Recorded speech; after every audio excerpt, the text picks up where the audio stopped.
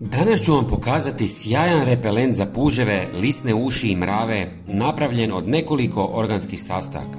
Puževi su jedni od glavnih štetočina u vrtu jer uništavaju naše povrće, osobito u vlažnim sezonama kada se brzo razmnožavaju. Najviše ih privlače biljke poput salate, rajčice i paprike.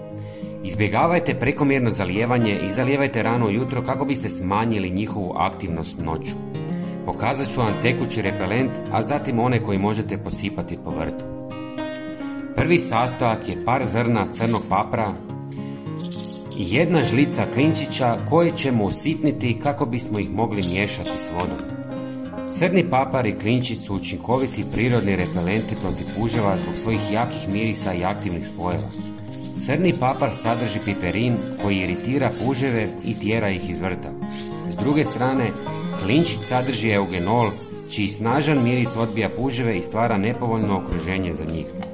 Ova dva sastojka pružaju sigurnu i organsku zaštitu biljaka od štetočina. Istresite u pola litre tople vode i dobro promiješajte.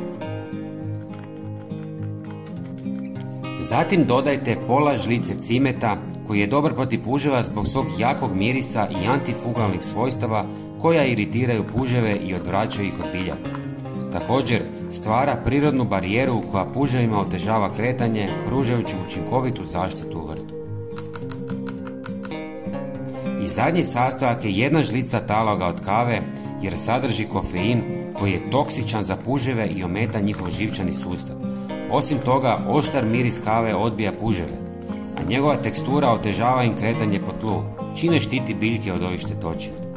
Sve sastojke ostavite u vodi par sati i zatim ih procijedite kroz gazu kako biste mogli špricati. Razrijedite se još par litara vode i špricajte gdje god vidite tragove puževa. Drugi način zaštite je posipanje pepela po zemlji i oko biljaka. Pepeo dehidrira tijelo puževa i sprječava ih u kretanju, što osigurava zaštitu vaših biljaka. Nedostatak ove metode je da kiša može isprati pepeo. Prijatelji, pozivam vas da se pretplatite na naš kanal. Potpuno je besplatno. Hvala vam na podršci. Pozdrav!